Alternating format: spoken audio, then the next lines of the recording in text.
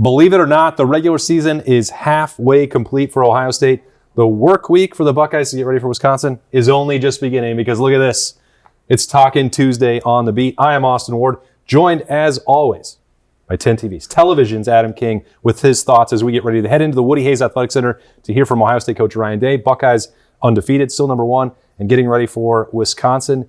And there's a lot to talk about. But this season, Adam, it's going pretty fast. It is ridiculously fast. Hard to believe we're halfway through the regular season. And diving in, one thing that, and this is a silly question to ask Ryan Day, but I kind of want to ask it, is to say, am I wrong here? I'm going to preface it with that. Okay. But I feel like Ohio State is simply put in every game for the last 3 weeks, gotten the game in hand early on. I mean, even when they were down to Washington, they figured it out there at the half and went into that next portion of the game to try to build strength in the areas they struggle. Mm-hmm. That is what I have always seen. There are people, some of them are named Berm, that were very frustrated with the performance against Illinois. And Berm, you are exactly right to be frustrated with that fourth quarter. Ryan Day was frustrated with that fourth quarter. But I felt that a lot of what Ohio State, specifically on offense, was doing in that third quarter, in the second quarter, the fourth quarter got away from them a little bit, but is strictly trying to develop that run game, strictly trying to develop the passing to the tight ends, trying to fix the things that they think are most in need of work. Enhance your weakness. Enhance your weakness, as opposed to win 70-0. I understand the frustration that Ohio State has not won any of these games. I mean, I'm trying to think back in my mind. They haven't put up more than 45 against anybody other than Grambling. Yeah. So I get the frustration that you want to see Ohio State week in and week out. And now I'm talking to the Buckeye Nation, not Berm. Berm didn't say that. America. I'm speaking to America right now. I get that that's fun. But throwing to Jeremiah Smith 18 times does not build you a football program. It might work against Illinois. They really could have, and we talked about this in the press box, the play that they threw to Illinois, or threw to Jeremiah. Illinois lined up on that same play 6 different times. And Ohio State ran the ball, I think, the first 5 times. And every time I said, Jeremiah's in man coverage, Jeremiah, you could throw him the ball. Yeah. And every time Ohio State didn't, because they were trying to build that strength in the trenches. They were trying to build that moment where if that's not Illinois on the other sideline, they can get that 1 yard. Yeah. Then Illinois went and scored, and not surprisingly, Ohio State said, all right, well, we need a touchdown. So they threw to Jeremiah. So maybe go get one.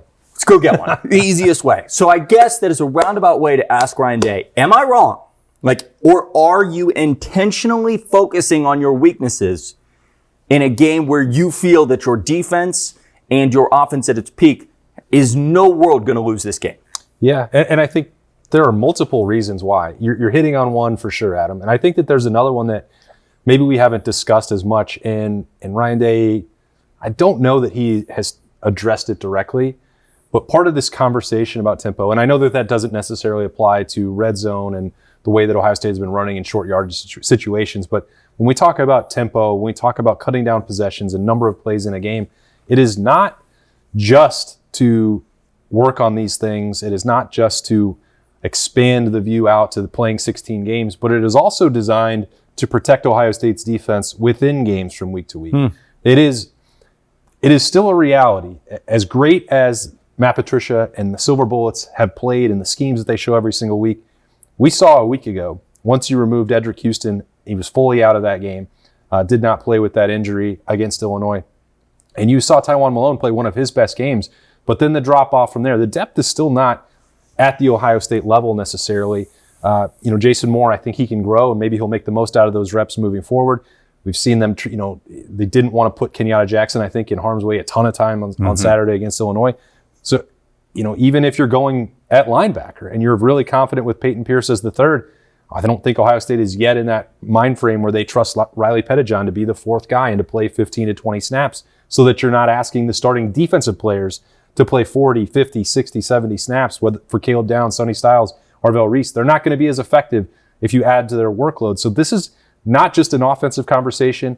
It also applies to the defense and protecting some of that depth and keeping them fresh within games. There's the key. And I think that sometimes that gets lost because the push is we'll get 2 more possessions and get 15 more reps to get more wide receivers in the game or to give different carries and work on these things here. It's a holistic approach that I think is also very different for Ryan Day now than it was, at any point in the first 6 years.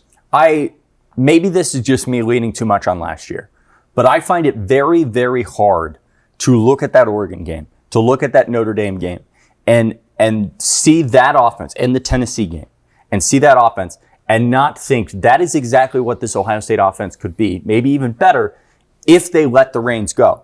But they don't want to let the reins go right now because, a great example, look at the Texas game.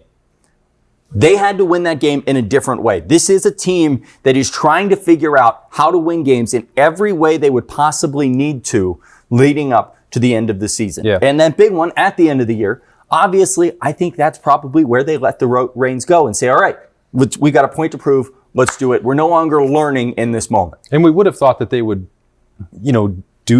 want or need to do that against Penn State. That may not be the reality of that matchup anymore. We thought, you know what? That's a really good point. And maybe there's a question in there because it really doesn't feel like, other than Texas early on this season, that they've had to do that in a game. And so you could ask, right, like, are you surprised at the ability in which, and the defense has probably been a strength in helping that, you've been able to go out there and hammer the weaknesses on offense, because Illinois, we thought might be a slugfest at the beginning of the year. Wisconsin, we thought was going to, I circled that game. I said, listen, if this Badgers team is who I think they are, going on the road tonight again, this could be challenging. And then the Badgers team was not who I thought they were. So that no longer is there. But Penn State, you're right. That one doesn't seem like it carries that weight. There's really not a game until Michigan that you circle and say, we need to go out there and play at our strengths to put up as many points as we can. So then this feels like a major blessing for the Buckeyes.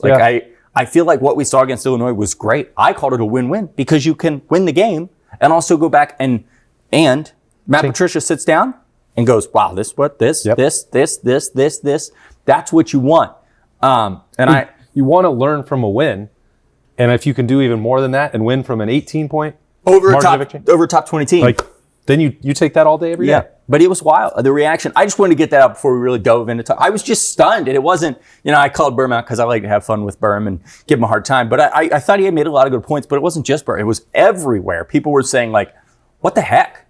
And Ohio State does not need to score 70 points to be the number one team in the country. I actually give credit to a lot of the people out there right now that continue to have Ohio State number one because they're just dominating games. Yeah. I believe your term was best be hitting the old dusty trail after they were up 10-0. It's 20-0. Yeah, and it was well, what are we doing here? Yeah. We had to wait 3 more hours for the game to get over. Exactly. That's what it's felt like in Washington after they started dominating. I mean, OU got a little dicey for a second. It's like, all right, let's get out of here.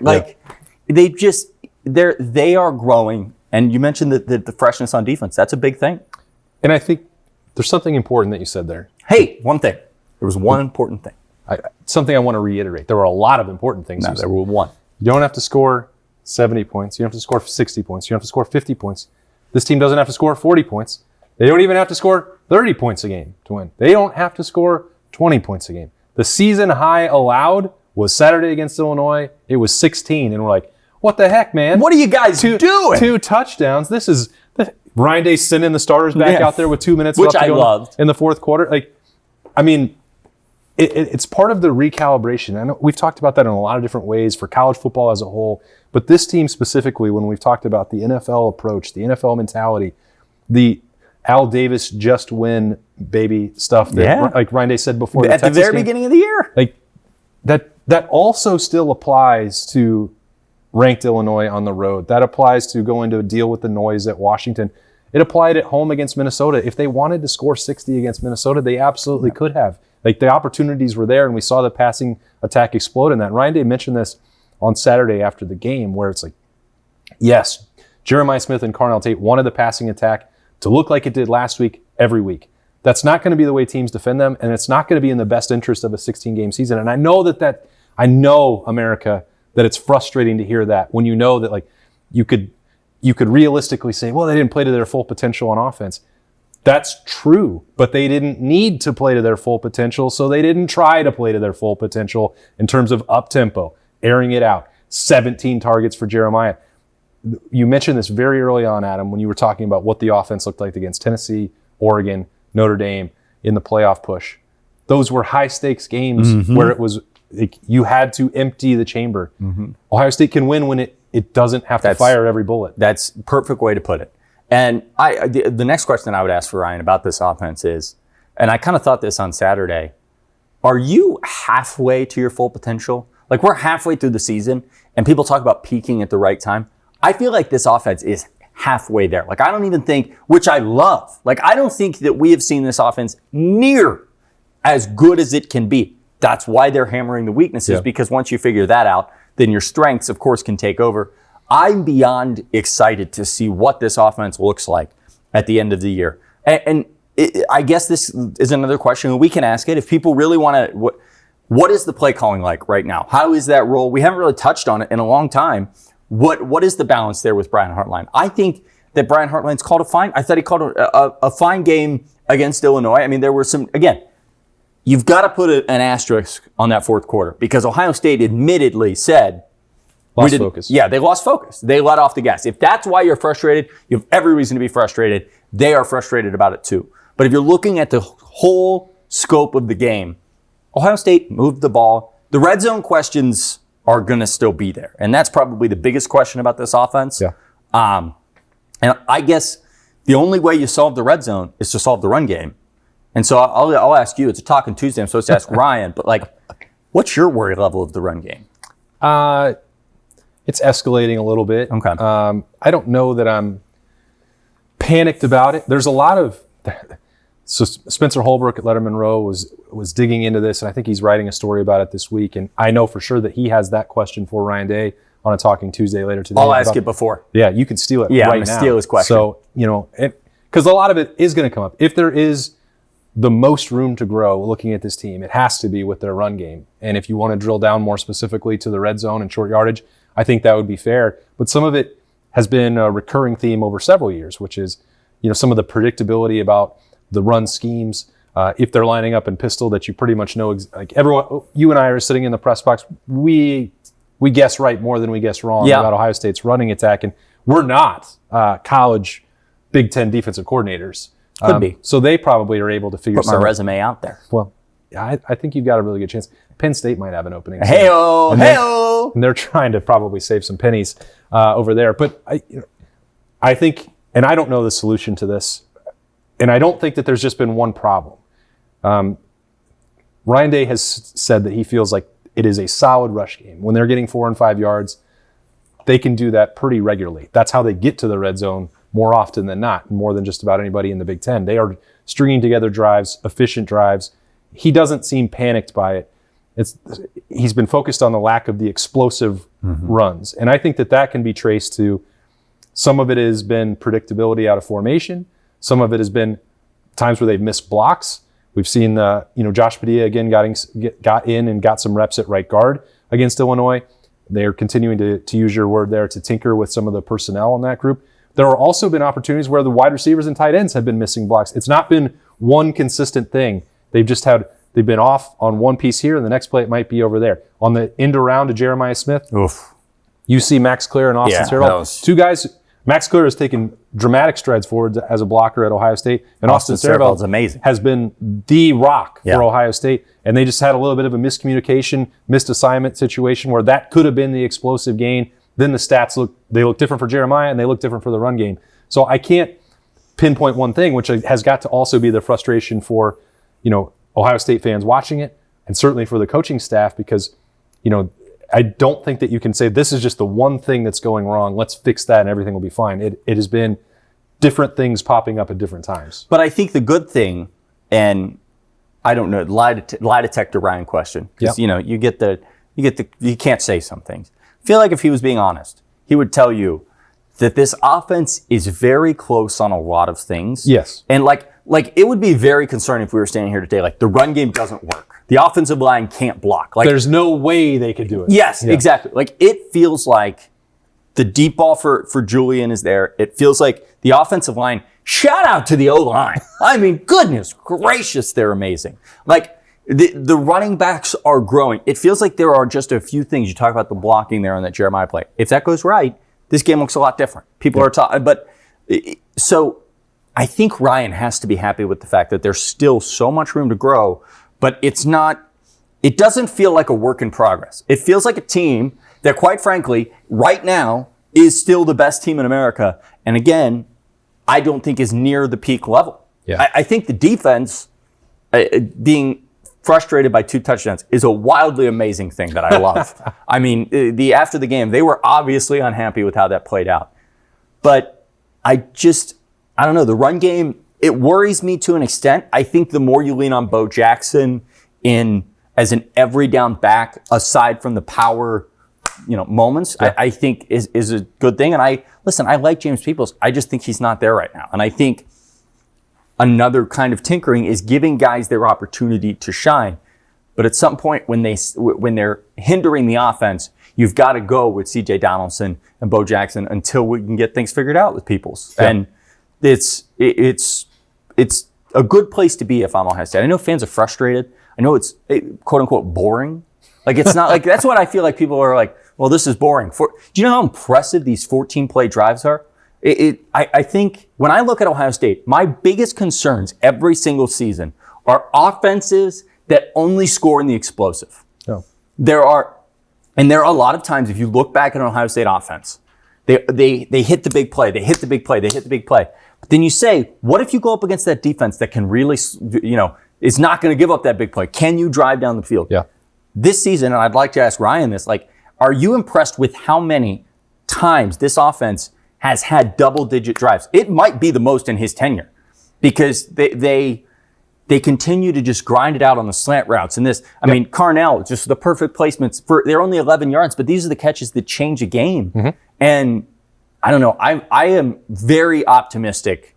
I think this is the most optimistic I've been on a Talkin' Tuesday all season. I just feel like what they showed at Illinois tells me that where they're going it's sky high. But I thought everyone was supposed to panic. That's why I'm in a weird mood today because I walked away from that game and I was like, yeah, that fourth quarter was kind of we could have gone home. That was Here's weird. what I'd like to do. Let's just put it in our brains that fourth quarter happened in the second quarter. Yeah. Move them around if that helps. And they finished strong. Because it did leave a sour taste. Yes, you're right. A sour taste in the mouth. That applies to the people going to the locker room that played in that game. It certainly applied to Berm when we did Snap Judgments on 97.1's YouTube channel, 10TV, 10TV Plus, Apple, Spotify, Roku, anywhere you get podcasts. That's not what he's normally like. But it wasn't just Berm. I mean, the amount of text that I was getting and still have people saying I don't know, man. They went on the road. And then how good is Illinois? How good is Washington? How good is Texas? You know what? Let's play this game to the championship. I'll ride it all the way to Miami. We can get there. They can beat the Hurricanes. And you could say, well, how good was all of college football this year, really? I mean, it's obnoxious at this point. I think they'll still give them the trophy. That's all that matters. The shiny thing stands in the woody. So Saturday was such a weird dynamic because it was you just got a huge win. And everybody's just unhappy. I'm fine with overarching thing. Do it. If you told me the offense was not intentionally trying to slow the game down, I would be horrified. If you were this is the offense and they're trying to play a tempo and they want more plays and they want to move faster, I'd be like, oh boy, we got a problem. Yeah. This is all intentional. And everybody knows it by now. Ryan has been very open with it. It's a 16-game season. You want your guys the freshest when they play that game at the end of November, when they play the Big Ten championship this year. They got the one thing, and maybe here's a question overarching. You probably have to ask Ryan this in the spring because I don't think he'd tell you right now. I don't think that Ryan Day cares about the final score of any game except that Ohio State wins by 1.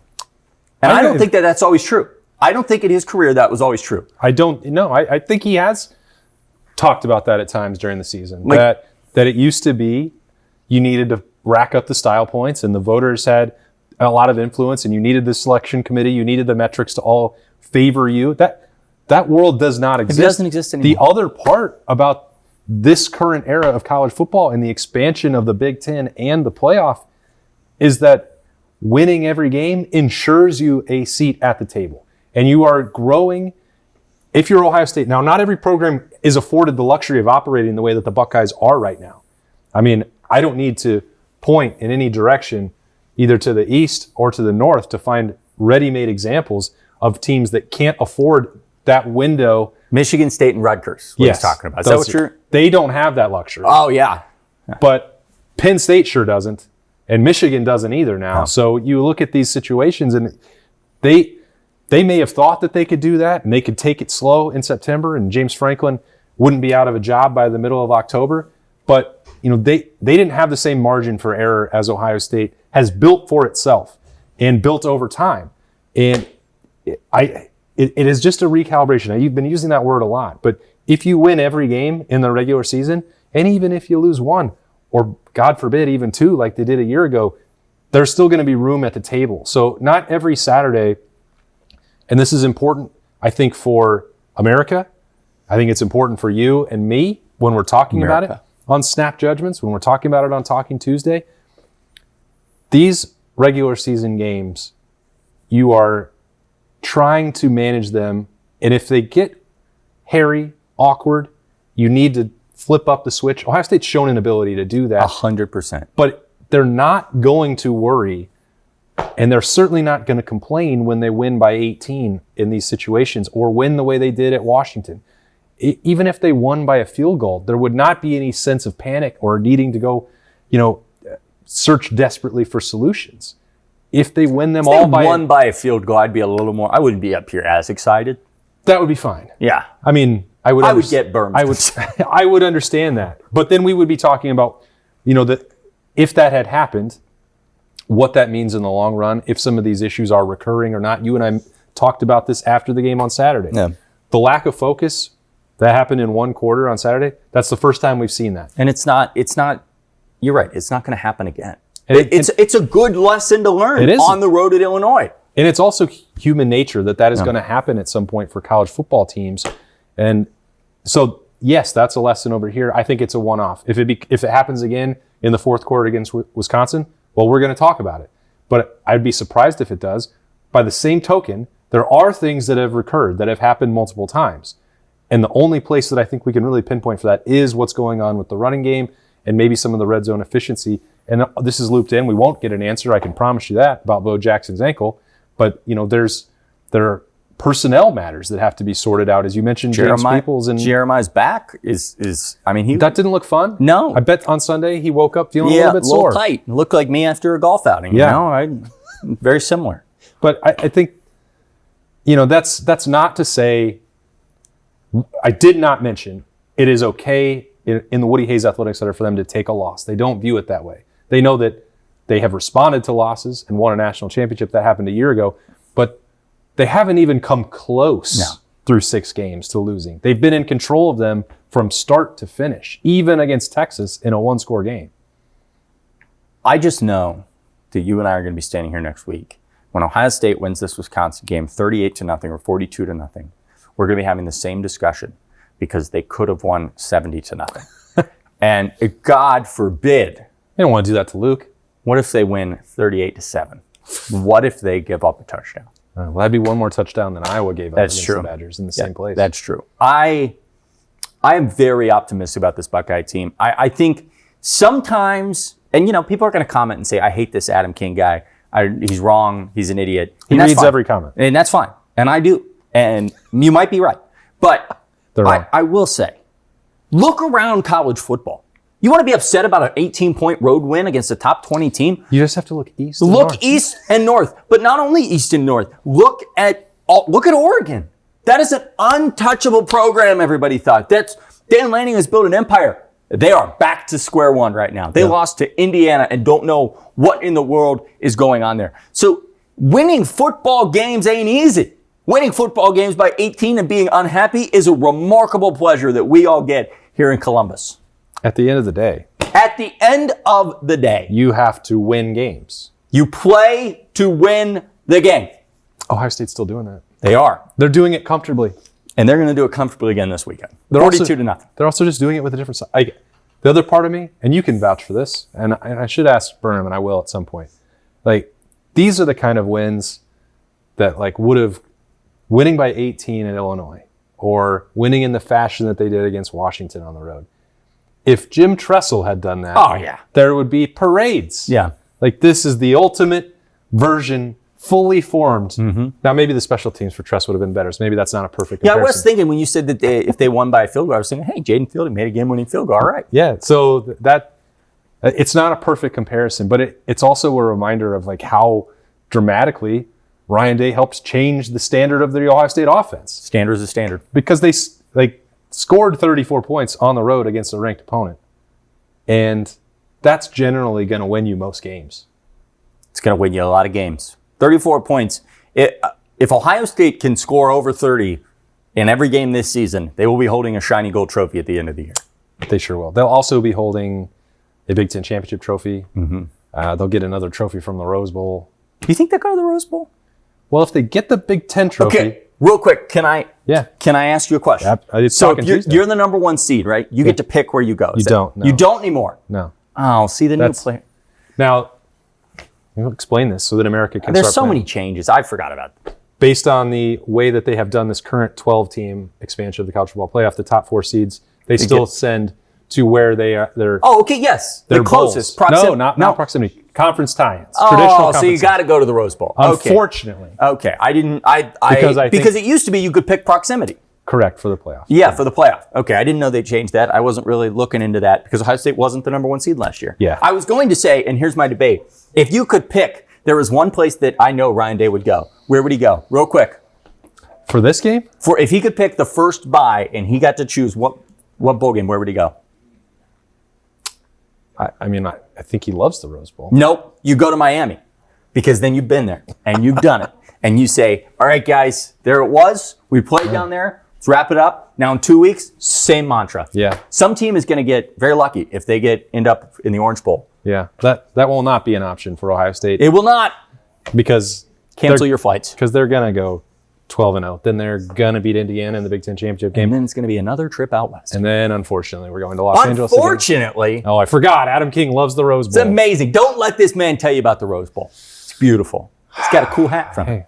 We can't agree about everything on Talking Tuesday, but we do agree about most things. Ohio State, good at football, and we're going to try and find some answers out from Ryan Day in the Woody later on today. On Tuesday, we'll hear from the Buckeyes and Ryan Day again on Wednesday night. We'll have snap judgments. Berm will be back for both of those. As we roll along on the beat and get ready for Ohio State at Wisconsin. He will not be there. I'm just going to tell you right now, America. Oh, no. The comments are going to be so Snap bad. judgments. Oh, no. Berm has not been replaced because of the negativity on Saturday. He's got a wedding, but we got pregame keys and we got snap judgments. Make sure you reply to Berm on Twitter and say congrats on getting married because he's just got a wedding this weekend. Make sure you tell him that. I don't know if that's a good idea. Anyway. That's what the week ahead is going to look like. The work week is ramping up because we've got a Talking Tuesday out of the way. Stay tuned for all of that on 97.1 The Fan, the YouTube channel there, 10 TV Plus, and anywhere that you download podcasts. We appreciate you very much. He is Television's Adam King. I am Austin Ward. We'll talk to you later.